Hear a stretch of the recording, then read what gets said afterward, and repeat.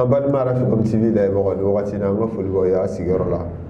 an mana kɛ yɔrɔ o yɔrɔ an mana kɛ waati o waati la an ka foli b'aw ye Arafikom TV sanfɛ Arafikom TV ye émission min ta ka di aw ma n'o ye bamanankan émission ye an bɛ o kɛnɛ de kan bi maa welelen dɔ b'a wele a sɔnni an bɛna ɲininkaliw tɛnku a la a ka to a ka jabaraninw kɔrɔ a ka to a ka lamɛnnilaw kɔrɔ ni Ala sɔnna ma a tɛna fɔ jigi kɔ Mali ko de don faso ko de don an bɛ bɔ ni misaliyaw ye fan bɛɛ fɛ ka na di aw ma an ka cogoya la n'o ye an ka bamanankan ye an bamanen no o de kan an t'a bila fo ko ka bɔ a la ni Ala sɔnna ma Arafikom TV ye ni jɛmukan in ta ka se k'a kɛ bamanankan na ka laɲiniw kɛ ka mɔgɔ wele ka na an yɛrɛ ka se k'an hakililaw di an ka bamanankan kan cogoya min na bamanankan ale bɛ se ka taga don ba la cogoya min na bamanankan a bɛ se ka kɛ kan ye kan min bɛ fɔ ka tɛmɛ kan bɛɛ kan Mali la an ka kalanyɔrɔw la an ka baaradaw la fan o fan i taara ekɔli la o i k'i ta sɔrɔ jamana ko in na i ma taa ekɔli la o i k'i ta sɔrɔ jamana ko in na ka d'a kan n'i ti tubabukan mɛn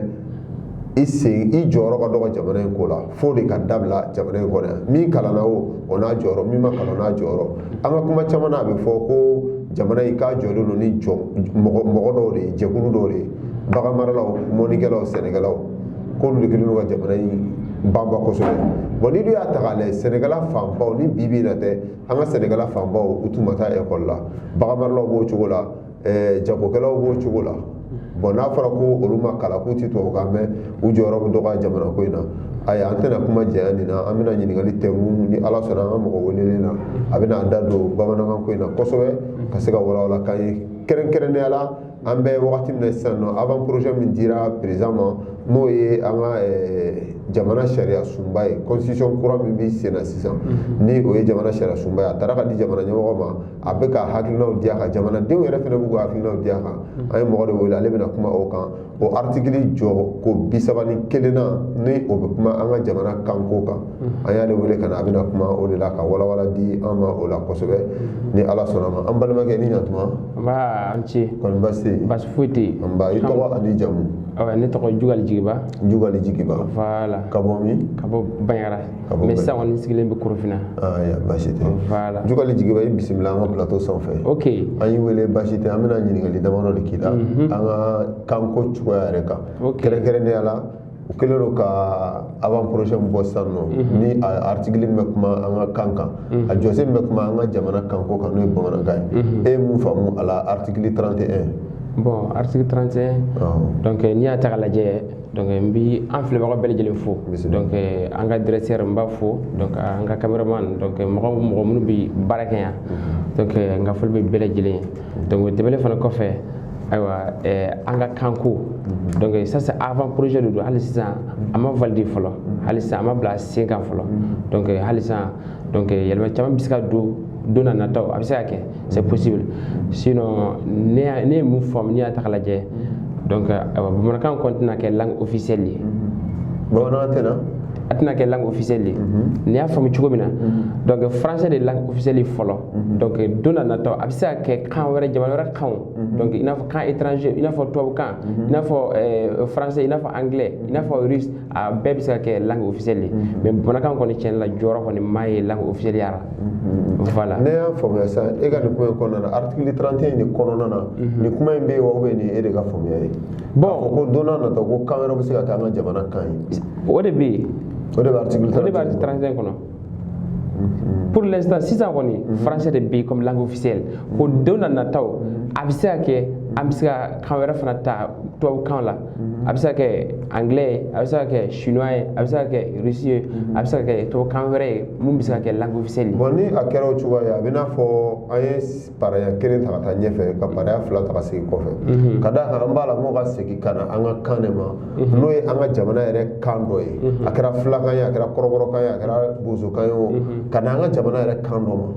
bon n'a fɔra don n'a nataw k'an bɛ se ka taa kan étranger wɛrɛ ta ka na fɔ an ka jamana kɔnɔ tuguni o ni tubabukan ye i b'a ta k'a lajɛ u man jan ɲɔgɔn na kosɛbɛ parce que o ti an ka kan ye n bɛ fɛn dɔ fɔ an ka jamana ɲɛmɔgɔ ye yɔrɔ la karamɔgɔ article min bɔlen filɛ nin avant projet min bɔra u tun ka fɛɛrɛ kɛ k'a kalan bamanankan jɛman na bɛɛ ɲɛna wagati kelen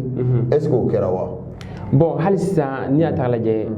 donc hali sisan a ma ban fɔlɔ avant projet de loi donc je crois que halisa ma ban folo donc bongo ta kon kera mena sa o gata région la donc halisa ama ban folo donc na ban ko mna absa ke obsaka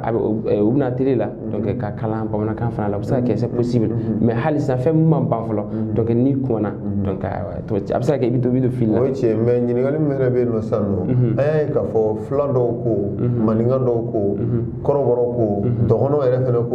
ko akadolu ya ka ku ka kani akana ke bamanan kai yolo gelaro be no konna na wa bon tiens là wala amano parce que malien dialecte la dialecte mu folo no kataba beka anga tien fo ça c'est oui bamanan kai bon anga halisa anga ben folo malien halisa bi limu bla anga ben folo donc anga jeni bamanan kai donc aka koy folo halisa ama koy yere bamanan kai tala yere langue officielle la o tala folo donc maintenant c'est ça on est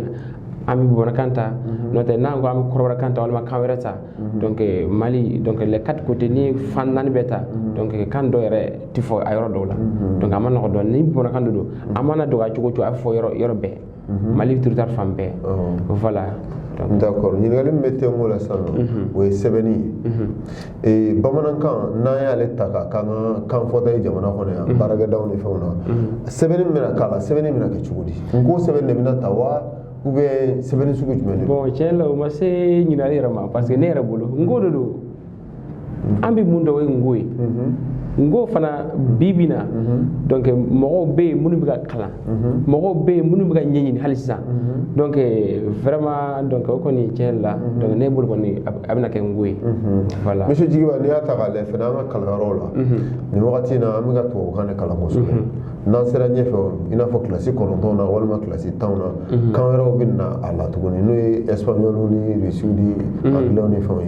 mais est ce que namo ngami o do ala debi babana na debi première année là abseka ke kele ado bala bon système de rondu abseka ke parce que pour que ega babana kan yara kala 600 donc bon yoro do la ita fo université là donc babana kan dron c'est kan chama de bula Mali kan tan flamu fo Mali abede bala mais donc système de ni système sera ka yelama donc abseka ke et depuis nerbi école de kala yoro na anga école là depuis jardin d'enfants anglais bo pour que babana kan sika do abisaka do système de rondu sinon ni te ko gelen ne bolo mais ni ata gale fena nga école karamo o le refene kan kalan soro ako kono lu kan se ga former ako kono yalla so fena ga se ga demsonu former chuma mais école karamo est ce que lu joni no alawa bon la sebeni ana foli l'état na fra état fanga boni mo kelin na be donc ni état ko kamunke abke goy école maître du formé au buisson fana donc mo chité état sans fait voilà bashite ambalma la menigala hakilla famia chama soro article 31 ko la dona na to monsieur Djigiba ka kuma na kam se ka camera uta minti ali bamana kan minti ali Mali kan foye ka se ko do chogo mina anga kan fota wala ka se ko bla anga kan nye ina fo rishi kan wala anglais wala espagnol wala kan mana tagale nyefe o se ka taka do anga jamana kono ka kan fota we ina fo to kan flambole a chogo mina ngami mi ni anga nyemo fe ami mi ni amara bo fe u ka ferege avant projet mi fleni amboloni to bokane do malien mo kalane aka dogo alni mi kalana to bokan mimba me amancham anga ferege ka kala bamanan kana aka bo eta ere ka mo de ni ka kala bamanan kana kelen ni beka me ni beya me fo me woro na sura kono sinon namara ba kono kosobe namara bala nga oti anga kumai amimi ni eta fe eta ka fereke ka se ka kala bamanan kana bela jele jabarani sola be ka se ka fomia eta yi ortemu eta tarido eta be se ka fenke miya ja akono article 31 yere mu fo to kana ko on ti to ga me ne ba kala karamo ke ba le ka do fo aka bamanan kana awi article 31 ko la langue parlée au Mali par une ou plusieurs communautés linguistiques font partie du patrimoine culturel. Elles ont le statut de langue nationale et en convocation à devenir la langue officielle. Le français est la langue d'expression officielle l'État peut adopter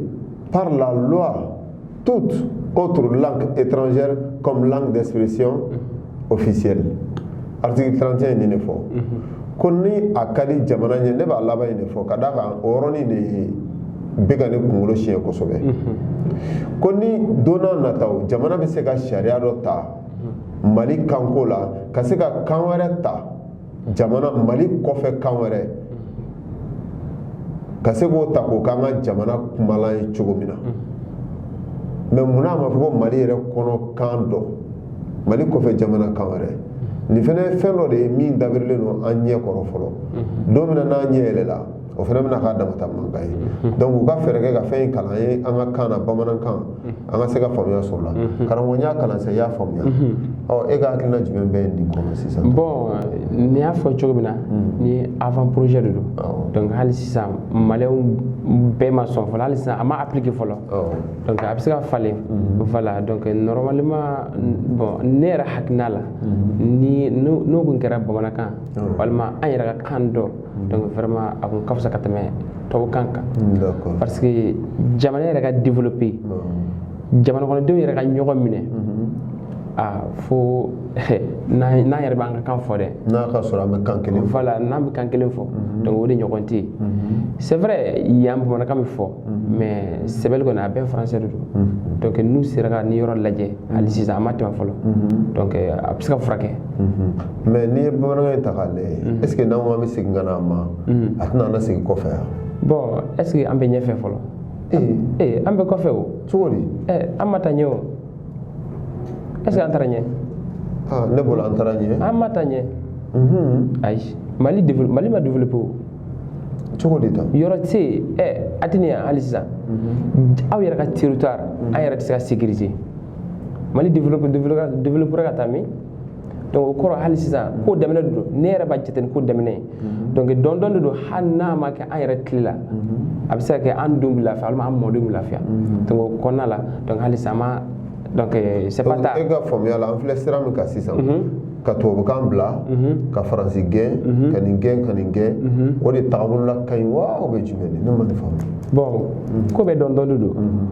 faransi bon faransi tɛ yan faransi bɛ yan n bɛ se ka fɔ parce que hali sisan a ma ban fɔlɔ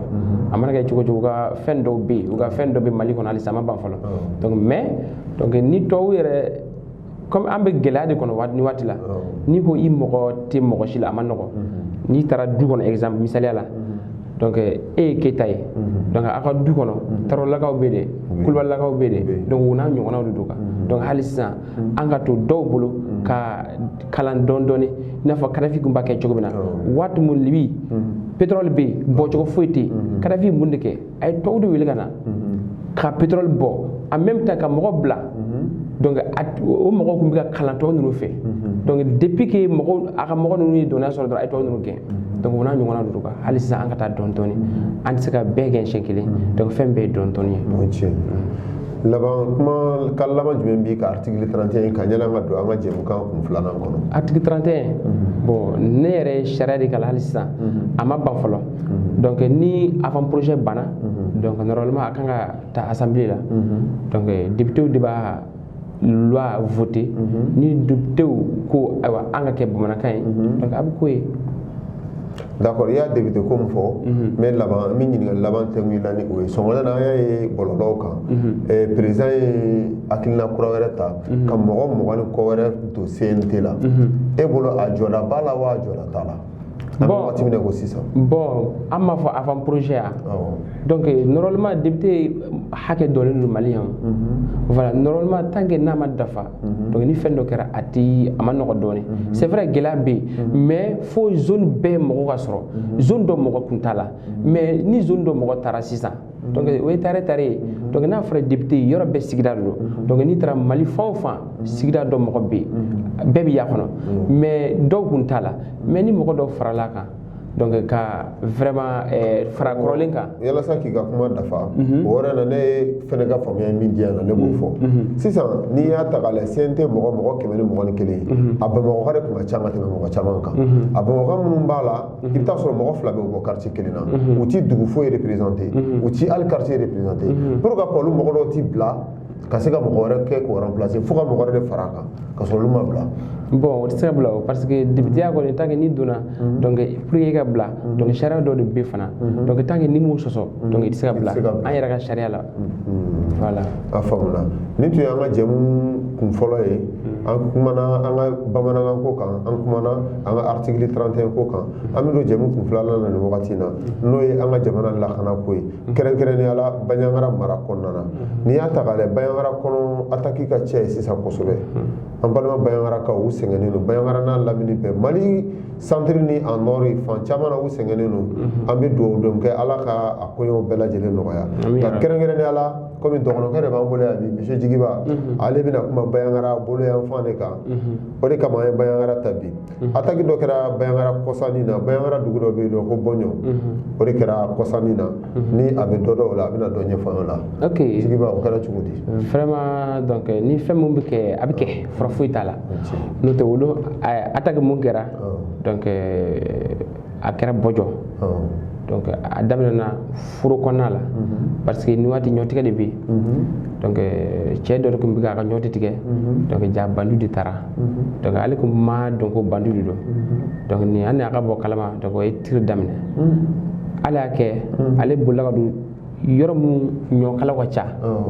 donc ale kɔni mɔgɔ ninnu bolo a sara yɛrɛ de koyi sisan kɔni ka foro bɛɛ jeni foro o foro minnu bɛ Bɔjɔ kɛrɛfɛ ka bɛɛ caman jeni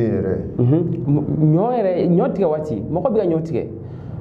donc vraiment a kɔni kɛra gɛlɛya ye parce que tasuma taara fo dugu donda yɛrɛ la ala y'a kɛ mɔgɔ kɔni ma sa nka vraiment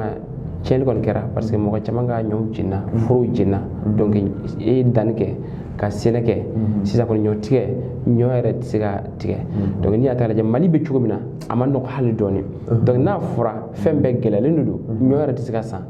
donc an ye fitiri mun sɔrɔ kɔni vraiment hali sisan Mali autorité mɔgɔw sɔrɔsiw u ka dija k'an dɛmɛ ka yɔrɔ sécuriser pour que ɲɔ bɛ se ka tigɛ hɛrɛ la cogo min na donc vraiment o de ye paysan bɛɛ ka laɲiniba ye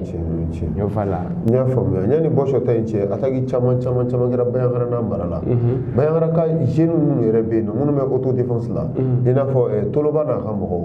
u jɔda ye jumɛn de ye a la est ce que a bɛ ka nafa ɲa. N bɛ se ka mun f'i ye bon tant que ni ninnu kun tɛ yɛrɛ est ce que ma dala ne kun bɛ sigi yan ka baro yɛrɛ kɛ. Ne m'a faamu. Non.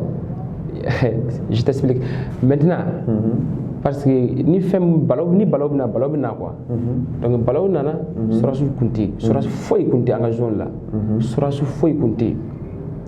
donc sisan a bɛ kɛ cogo di donc mɔgɔ ninnu bɛna ka dugu attaquer ka musow ni denw faga kun t'a la kɔrɔ t'a la e yɛrɛ t'a dɔn i bɛ faga ko mun kama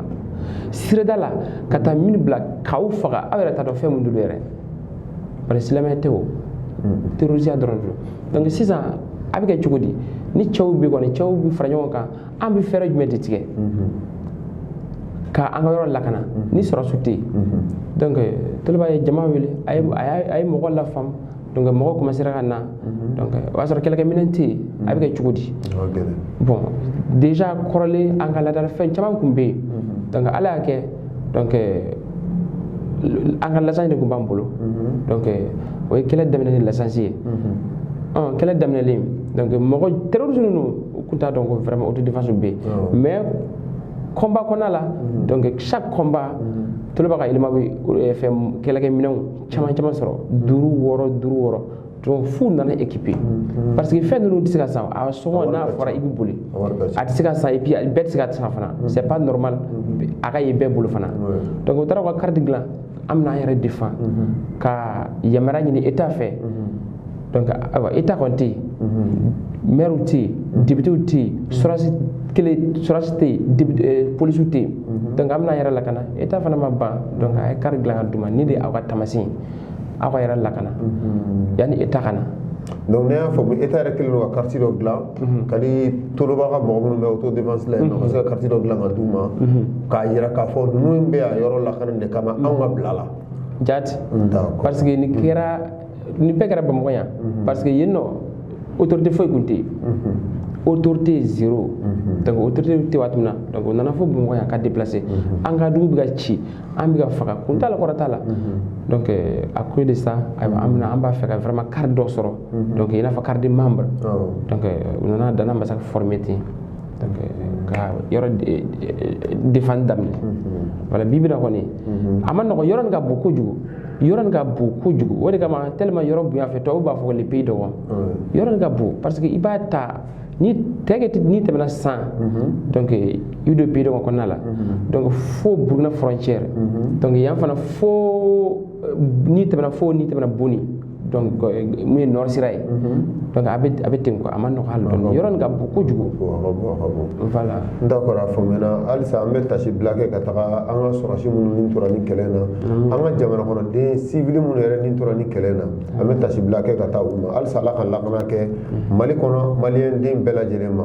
ni Ala sɔnna ma karamɔgɔ an bɛ i ɲininka Jigiba i ka ɲininka laban kumakan laban jumɛn b'i fɛ sisan fɛnkɛ ko in kan Mali sécuriseli ko in kan surtout Mayangara yan fanfɛla fɛ ani proposition min bolo ka kɛ faamaw ye bon de bi mun fɔ fɔlɔ donc an bɛ dɔw ka Ala ka basi na tɛ ban Mali fantan naani bɛɛ parce que ni kun tɛ ni balawu ye ni Ala ko fɛn min bɛ kɛ a bɛ kɛ fura t'a la mais maliyɛnw ka dɔn ka tila ka faamu vraiment an ka ɲɔgɔn minɛ État c'est vrai État bɛ yen mais hali sisan u ka mɔgɔw dɛmɛ ɲɔ bɛ se ka tigɛ cogo min na siradaw la bon i bɛ taa fɔlɔ n'i bɛ taa dugu ni dugu o b'a sɔrɔ donc poste kun bɛ sɔrɔsi ka poste kun bɛ yɔrɔ caman na yɔrɔ bɛɛ sɔrɔsi ka poste kun bɛ yen mais sisan poste foyi tɛ yen donc k'i to ɲɔtigɛ la u bɛ n'i faga donc ni ɲɔgɔnna janfa de bɛ État ka mɔgɔw dɛmɛ sɛnɛkɛlaw dɛmɛ Mali ka gɛlɛ cogo min na ɲɔ ka gɛlɛ cogo min na donc vraiment u bɛ se ka u ka ɲɔ tigɛ cogo min na hɛrɛ la donc o de y'an ka laɲini ye ka tila ka dugawu k'u ye Ala ka basigi na ten Mali fantan naani bɛɛ Ala ka maliyɛnw bɛɛ donc n bɛ aw bɛɛ lajɛlen fo vraiment donc an ka directeur donc Nucam n b'a fo n b'i fo fana Mr Keita donc an ka cameraman donc n m'a ɲinɛ mɔgɔ si kɔ aw bɛɛ ka foli bɛ yan voilà Jogal Jigiba tun ye an ka mɔgɔ welelen bi kana kuma an ye an ka avant projet article 31 kan ka se ka kuma an ye tuguni Mali centre yanfan kan n'o ye Baɲangara mara kɔnɔna ye tiɲɛni minnu bɛ kɛ yen terrorisiw ni djihadistes fɛ u b'a fɔ cogo min na sinon bingannikɛlaw don tiɲɛni min bɛ kɛ yen a ka se ka da don a la k'a walawala k'a ɲɛfɔ ye an bɛ kuma kun cɛ nin kan bi nka yan'o cɛ an bɛ bilasirali kɛ an ka jamana autorité ye an ka jamana ɲɛmɔgɔ ye article 31 min filɛ nin ale kelen tɛ kalan ka kɔrɔfɔ an ye dɛ an mago bɛ a bɛɛ lajɛlen na k'a daminɛ a daminɛ ka na f'a laban na ka d'a kan n y'a fɔ aw ye cogo min na ka kɔrɔ ni fonction publique lancera sisan nɔ i bɛ taa sɔrɔ minnu taara école la olu de bɛ taa n'u ka dossier ye olu de bɛ taa mais anw minnu ye sɛnɛ kɛ anw minnu b'an ka togodaw la mɔniw ni baganmaraw la anw sen tɛ fonction publique la donc olu de fɛɛrɛ kan ka kɛlɛ ka bɔ jamana kɔnɔ min kalanna min ma kalan n'a fɔra fonction publique jamana ta de don bɛɛ lajɛlen de kan ka se ka don a la a b'o cogo kelen na avant projet min bɔlen filɛ nin jamana kɔnɔden bɛɛ de ɲiyɔrɔ b'a kɔnɔ jamana kɔnɔden bɛɛ kelen kelenna de kan ka i ta sɔrɔ a kɔnɔna na jamana ɲɛmɔgɔ n'i nana jamana kɔnɔ 85% i jija i k'o satisfait la a bɛ fɔ k'i ka fanga ka ɲi o bɛ faamuya mun fɛ fo ka sɔrɔ de e ka jamana kɔnɔna na kunnafoniya foyi dogolen tɛ jamana kɔnɔdenw na o ye a dɔ ye an bɛna filanan na n'o ye an ka lakana yɔrɔ ye polisiw ni sapeur pompiers ko olu bɛna militariser n m'a dɔn n'a kɛra kaban n'a y'a sɔrɔ a kɛra k'a kɛra n'a y'a sɔrɔ a kɛlen don u k'u jija u kan ka bila baara min na u k'u bila o la teliya la yalasa an ka mɔgɔw ka se ka lafiya ɲɔtigɛ ko min filɛ sen na terroriste ninnu y'a kuma fɔ a bɛ kalo 2 bɔ ko u ye mɔgɔw to yen u ka sɛnɛ kɛ mais ko ɲɔw la don ni so sisan ko de bɛna gɛlɛya mɔgɔ la sɔminen o ye subaga de ye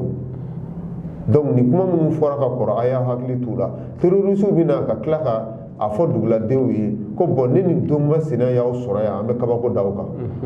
u b'a fɔ ka bila dɔgɔkun 2 u bɛ tila ka na bi o dugu kelen kan tuguni donc jamana autorité a y'aw jija an b'aw kɔ dɛ a y'aw jija a ka se ka lakana don jamana kɔnɔ den kelen kelen bɛɛ lajɛlen kan a ka baara don wa an b'aw kɔ o baaraw la fɛnɛ armée monte en puissance an ka kɛ baara ye an kana kɛ kuma dama ye an ka foli b'aw ye an lamɛnbagaw n'an lajɛbagaw Arafikom TV kun ye nin ye a ka bamanankan émission Ala ka sigiyɔrɔ jira an na